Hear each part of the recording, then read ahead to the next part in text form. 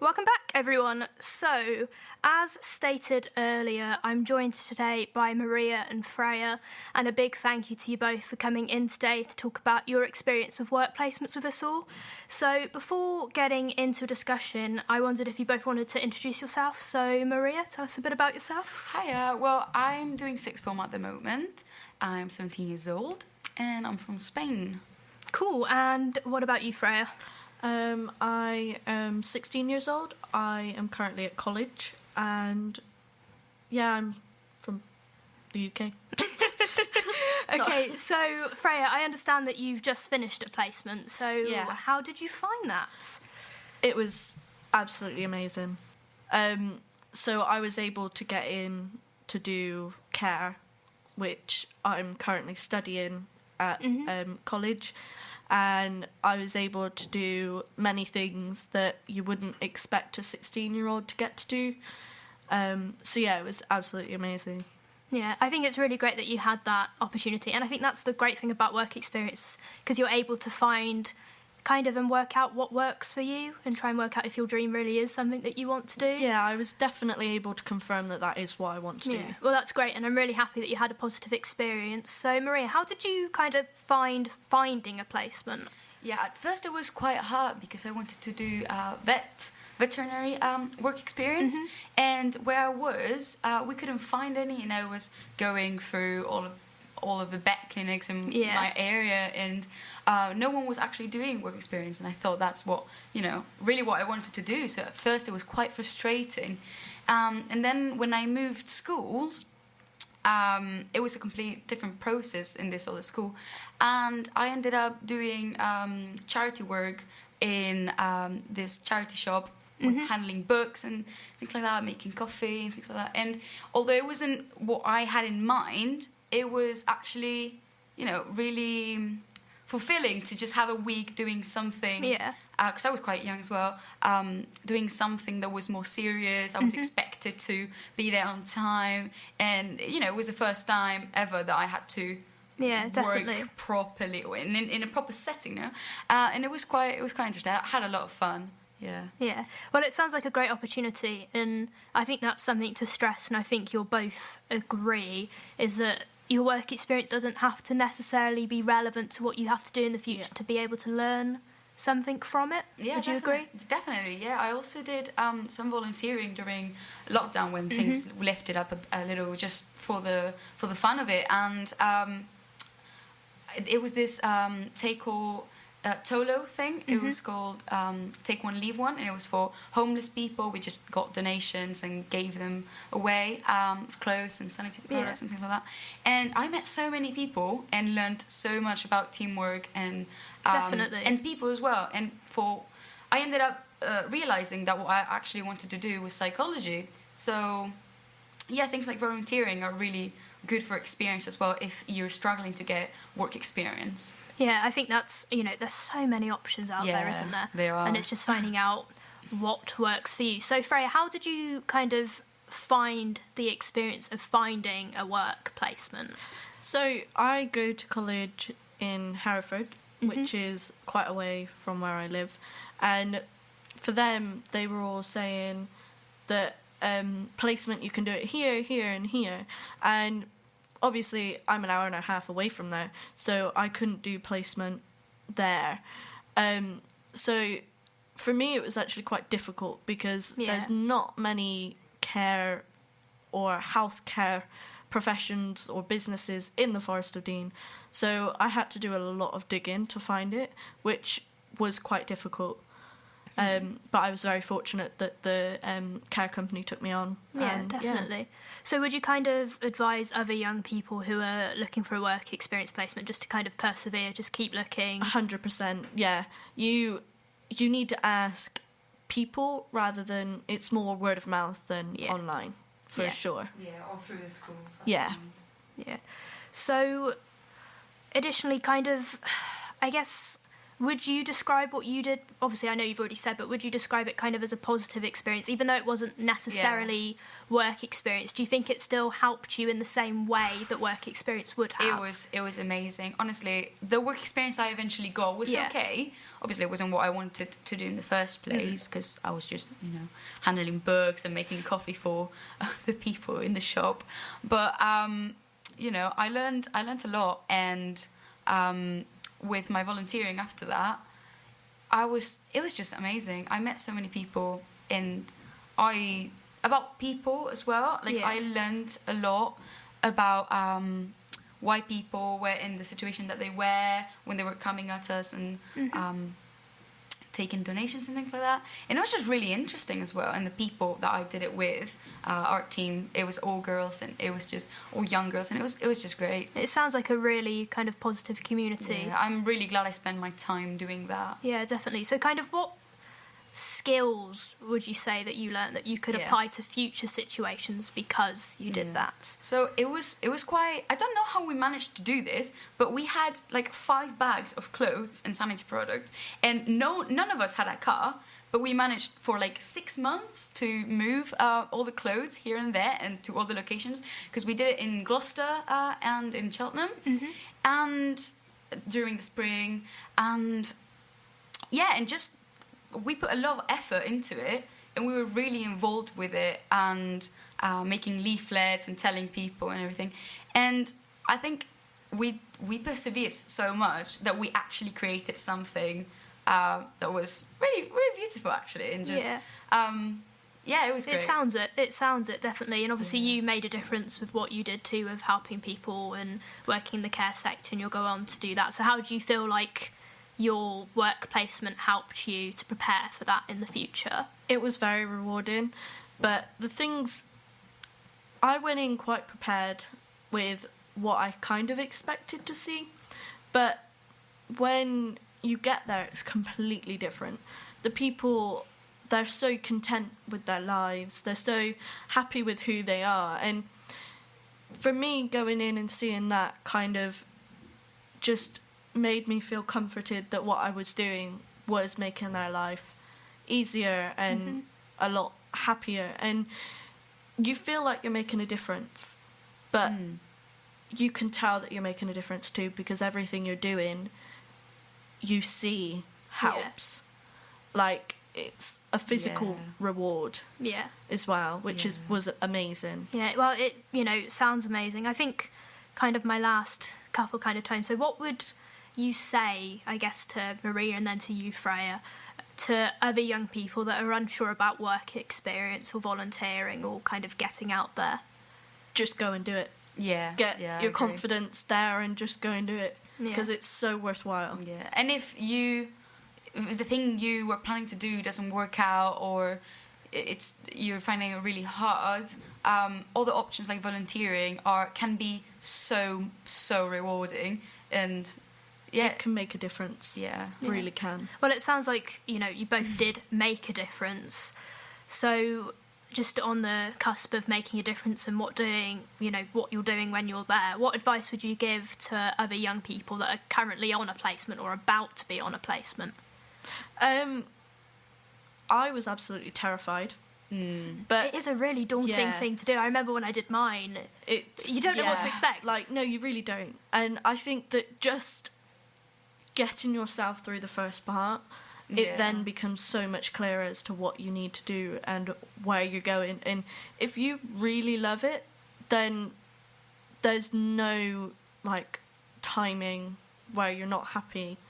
And it helps and it changes you as a person, confidence-wise, and it makes you a better person as well. It's just taking all the opportunities you have, even if you think, oh, well, I'm not amazing at this, or maybe, it sounds a bit, just do it if you can. Just for the experience, because you're going to learn something about it. At the end of the day, every place that you go in life, they're going to look at what experience you've got. Yeah. And if you've got placements or work experience or just volunteering under your belt, it makes a huge difference. Yeah. Especially if you're doing things related to people. If you have volunteering experience with, I don't know, like homeless people and things like that, it's just really good. Yeah, and I think I would kind of say to others too, or anybody nervous, you know, the people that you're working with know that you're on a work placement. They don't expect you to be professionals or good at what you're doing. Yeah. You'll know that you're there to learn, so don't... Yeah.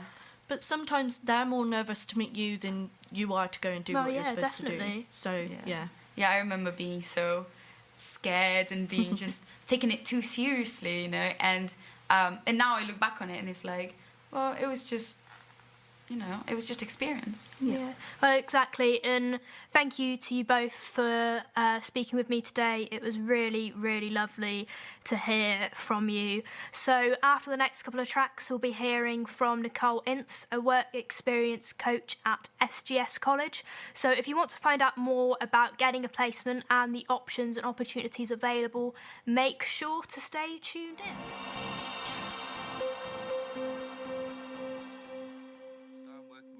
Me, and I'm happy to have Nicole here with me from Stroud College. I'd like to start by asking you what your job role is and how you support young people. Okay, so my job title is Work Placement Coach, and I work for South Gloucestershire and Stroud College, and I'm based in the Stroud campus. The main purpose of my role is to support, help and guide all the learners that I look after to find a suitable work placement. So at the beginning of the academic year, before they within the first couple of weeks of them starting, we go in and we do a small presentation and introduce the work placement programme. That programme runs alongside their qualification throughout that academic year. We go into the classroom to begin with, and what we do is we explain what's expected of them, because sometimes students can come in and not be aware that they need to complete those hours. So we tell them a bit about work placements, why work placements is important. When we go in and introduce the programme, we will also try and go back and do one-to-ones with the students, because obviously each student, as you know, Sam, being a student at SGS, that you are required to do something that's relevant to your qualification. So if certain students are doing business studies, they would need to find a work placement relevant to business. Or I predominantly look after a large art cohort within the college, and they would all be expected to find something relevant to art. And obviously each individual student's needs are very different.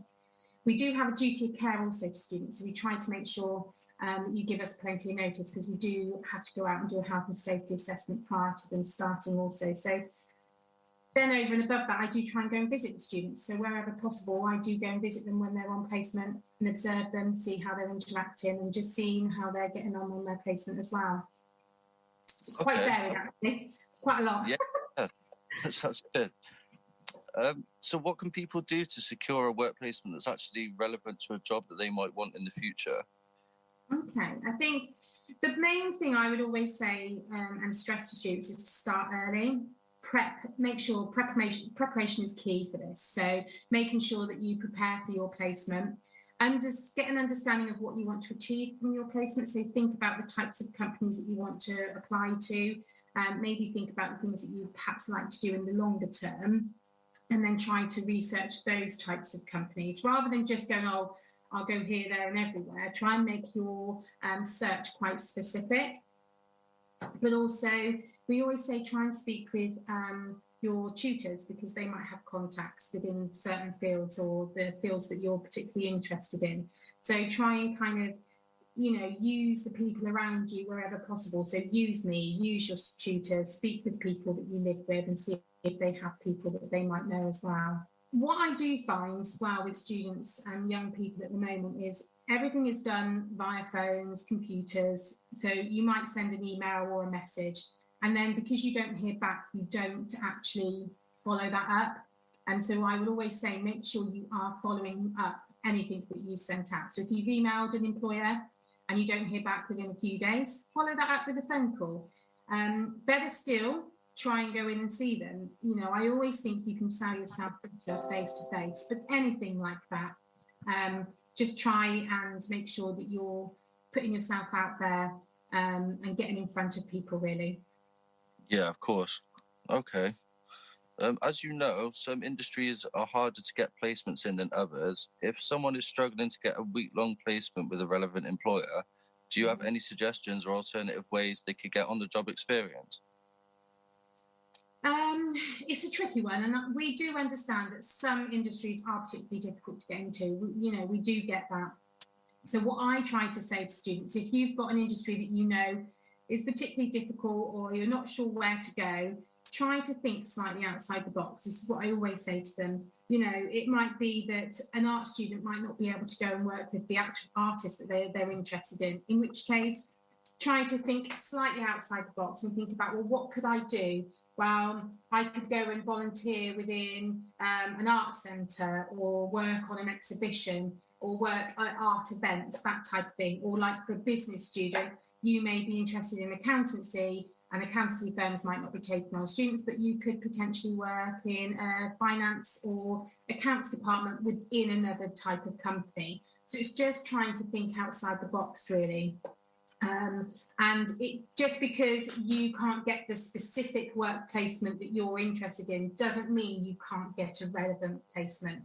It's just trying to find something that's within your field. I know fashion students struggle sometimes because they can't find something with a fashion label.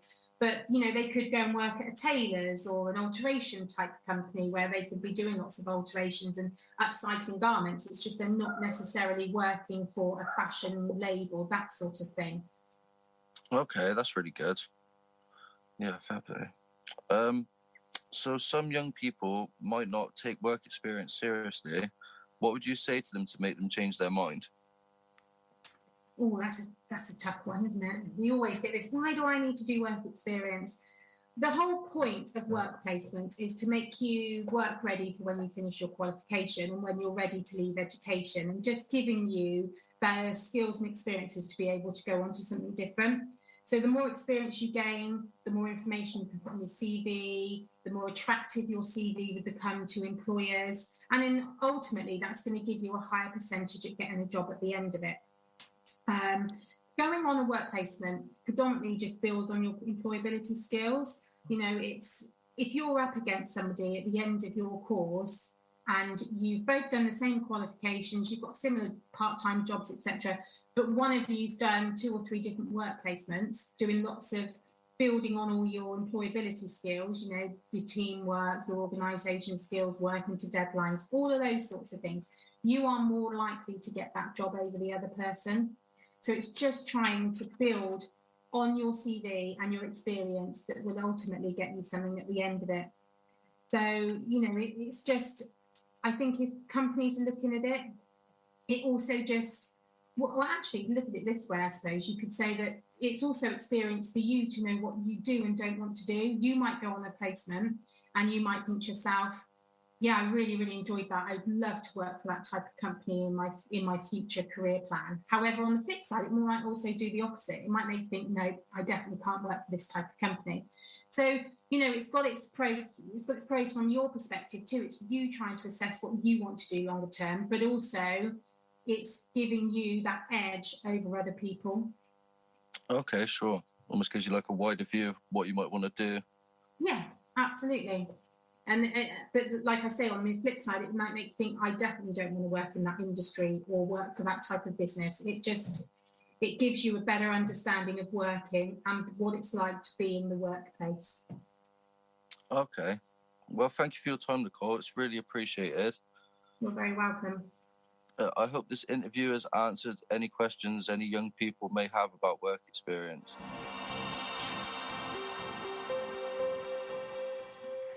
So, a big thank you to Nicole Ince for speaking with us, and like Sam said, hopefully that has answered some questions that you have. However, if it hasn't, don't hesitate to contact your own work experience coach at your school or college, or to reach out to those who can support you with finding and getting a placement.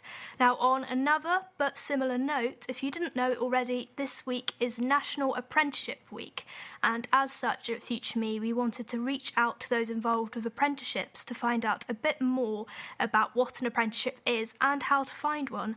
So here is Martha talking with Steve Hall from SGS College. I'm really pleased to be joined by Steve Hall, who is the Head of Employer Engagement at South Gloucestershire and Stroud College. So Steve, thanks for joining me. We're going to be talking about National Apprenticeship Week. So to kick things off, would you be able to define what an apprenticeship is exactly and outline some of the benefits of becoming an apprentice? Yes, hi Martha, thank you.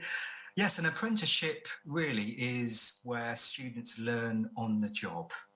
But it also combines training within a college at the same time. So it's the best of both worlds. So it's for people that really know the career that they want to do, and they work with an employer. So they're given a contract like any other employee would be. So they've got rights to holiday pay, sick pay, all of those type of things are paid by the employer, but would spend at least one day, well, up to 1 day in college for the off-the-job training part of the role. So yes, it's a fantastic way, real hands-on way of learning and developing those employability skills that are so important for everyone.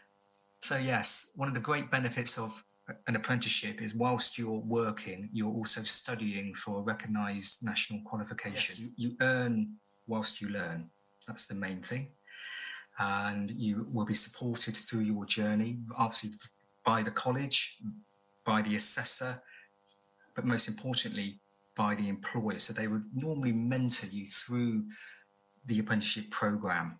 So at the start, there'll probably be more support for you, but over time, you'll be expected to be an employee like anyone else, and you'll be expected to do a certain role, specific jobs, tasks every day, where there'll be less and less support as you goes on, and where you become more comfortable with what you're doing. But there's very much a good support mechanism behind it, even though you're in a true working environment.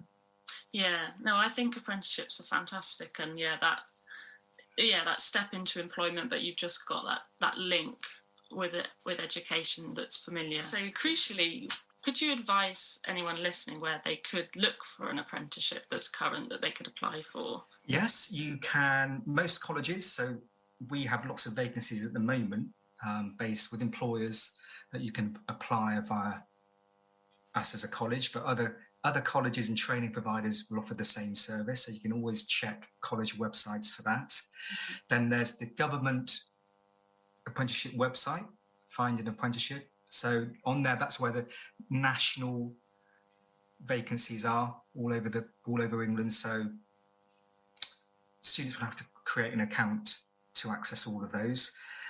You can also find an apprenticeship yourself, and a lot of people don't realise this, that you can actually approach employers by searching the internet. If you're currently doing a really good work placement via your college, then you can approach that employer and say, actually, have you thought about turning this into an apprenticeship? And again, if they've not know how to do that, they can approach colleges or other training providers for more information on that. But there's lots of different ways of searching for apprenticeships. And I think that apprenticeships come in different levels. People may have come across these levels. So could you explain what the different levels mean and how they compare to other types of qualification? So there are 4 types of apprenticeship, and the first one is intermediate, and that's at level 2. So that's really the equivalent to 5 GCSEs. Mm-hmm. And then we have the advanced apprenticeship, which is at level 3, which is the equivalent of 2 A-level passes. And then the higher apprenticeships, which is level 4, level 5, and that's for sort of HNC, HND, foundation degree level. Mm-hmm. And then there's degree level apprenticeships, which are honours degrees and above.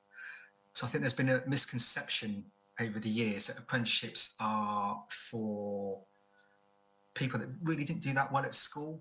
But as you can see through this, that there's progression, and it's not just for students that maybe weren't so capable in the classroom. Yeah, and it's good to know what the equivalent is, because someone could chop and change. They may have gone so far in education, maybe they leave with A levels and then they think, okay, so maybe I could do a level is it a higher level apprenticeship? A higher level, yes. Yeah, so definitely. it's good to know there's different entry points for different people that will work in different ways for different people. So that's great.